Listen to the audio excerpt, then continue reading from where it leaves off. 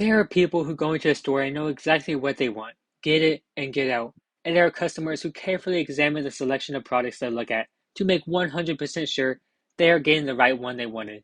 I'm neither, and this is a story of how Colgate betrayed me. So, Colgate makes toothpaste, if you're unfamiliar with this company, and toothpaste is considered a convenience product. What makes a convenience product is that it is purchased often, it doesn't cost much, and it requires minimal effort to make a decision to buy it.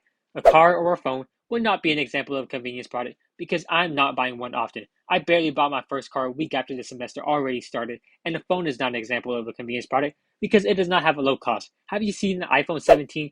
Those items take a lot of consideration into determining whether or not you want to buy one, unlike a convenience product like bread or deodorant or toothpaste, which you kind of just buy. Now, where I got this toothpaste of doom and despair was Walmart, where my works. Okay, he wouldn't like if I leak his place of work, but I need to make this disclaimer. First of all, this is not my Walmart. This is an image I found on Reddit, but it looks like our Walmart, as almost every Walmart I've gone to looks the exact same. That's one of their concepts, actually uniformity and familiarity, so that you can go to any store and not be disappointed that only certain locations have Feastables or Lunch Day, because you would hate to like your local Walmart, go to another store of the same name, and that experience absolutely sucked because they don't have the items that you like. Well, my experience still disappointed me, but not for that reason. As where was I? Oh yeah, I was in the toothbrush aisle with dental floss, mouthwash, that sort of stuff. And I just took a few seconds to look at the various options to decide which toothpaste was I going to get.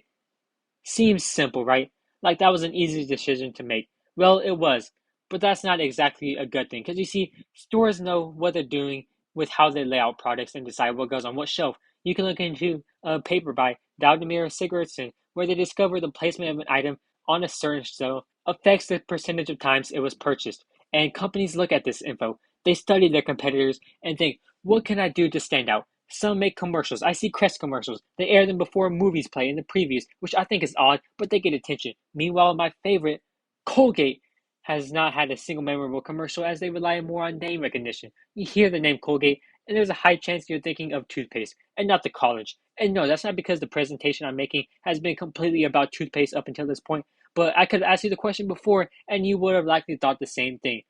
But there it was, Colgate. And yeah, this Colgate. I thought I was familiar with Colgate. You know what? I was familiar with Colgate. I knew them, so I was very trusting in them. And when I saw Colgate with all the other brands, Crest, Sensodyne, Equate, how could I go wrong? Especially when they had this, the worst value pack I've ever come across. Because doing the math, this isn't a great value. So certainly, I didn't get the one at the top left. Well, I did because it said value pack, and this is a convenience product. So I'm not going to take a long time to make up my mind. I'm just going with what looks good, whatever that could possibly mean. So you see here, $3.96 for one or $7.96 for two, which does not come to a lower price of $3.96 per tube of toothpaste.